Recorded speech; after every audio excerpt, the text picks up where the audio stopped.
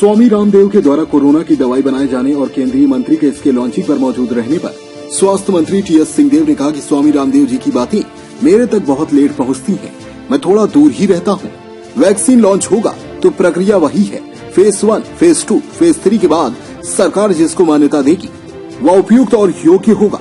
देश के अनेक शहरों में लगाए जा रहे नाइट कर्फ्यू के सवाल पर स्वास्थ्य मंत्री ने कहा कि सतर्क रहने के अलावा कोई कुछ नहीं कर सकता।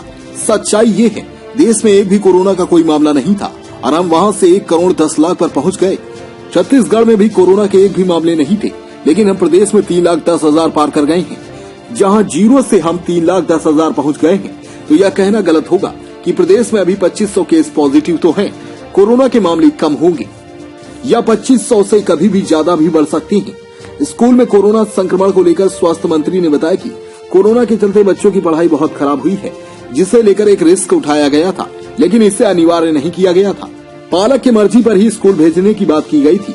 इसमें बच्चों को स्कूल आने के लिए बाध्य नहीं किया गया था। पालक चाहें तभी तो बच्चों को स्कूल भेजें। इसके साथ ही उन्होंने पेट्रोल डीजल के दामों पर हो रही वृद्धि को लेकर केंद्र सरकार को आड़े हाथों लिया।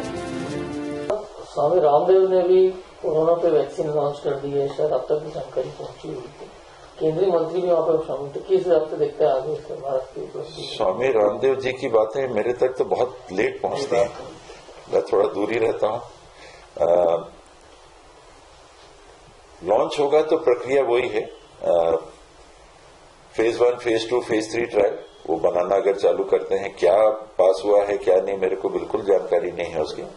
और प्रक्रिया से जो भी आएगी वैक्सीन, उसको गवर्नमेंट ऑफ इंडिया की संस्था जिसको मान्यता देगी फेज 3 ट्रायल के बाद, वो उपयोग योग्य होगी, चाहे रामदेव जी की हो चाहे किसी भी कंपनी की हो। ये बहुत सारे शहरों में नाइट कर्फ्यू लगाया जा रहा है। क्या लगता है आने वाले दिनों में ऐसी स्थिति न बने, उसके लिए क्या कुछ तैयारियां है सरकार? इसमें सतर्क रहने के अलावा कुछ नहीं कर सकता आदमी, सच्चाई यही है। और इसीलिए मैंने कोशिश की इस बात को रखने का कि हमको ध्यान में रखना चाहिए कि देश में एक भी केस नहीं था और वहां से हम 1 करोड़ 10 लाख पहुंच गए। छत्तीसगढ़ में एक भी केस नहीं था और वहां हम 3,10,000 पार कर रहे हैं। और जहां 0 से हम 3 लाख पहुंच सकते हैं छत्तीसगढ़ में, तो आज तो 1,500-2,500 केस तो पॉजिटिव हैं ही। तो 0 से अगर आगे जा सकते हैं तो 2,500 से भी हम आगे जा सकते हैं। ये सोचना कि कमी होता जाएगा, कम होता जाएगा, खत्म हो जाएगा, ये बड़ी भूल होगी। ये कभी भी बढ़ सकता है। अन्य देशों में तो 3-3, 4-4 बार स्पाइक आया है। हम लोग सौभाग्यशाली हैं कि हमारे यहाँ स्पाइक अभी अब कहीं कहीं चर्चा हो रही है कि मुंबई इत्यादि कुछ शहरों में पहले स्पाइक आए और दबे। सतर्क रहने के अलावा कोई रास्ता नहीं। सर, तैयारी किस तरह से है प्रदेश में? स्कूलों को खोला गया और हालांकि शुरू होने के पहले के मामले हैं, लेकिन वहाँ पे संक्रमण के मामले बढ़ रहे हैं। राजनांदगांव का एग्जाम्पल सामने आया है।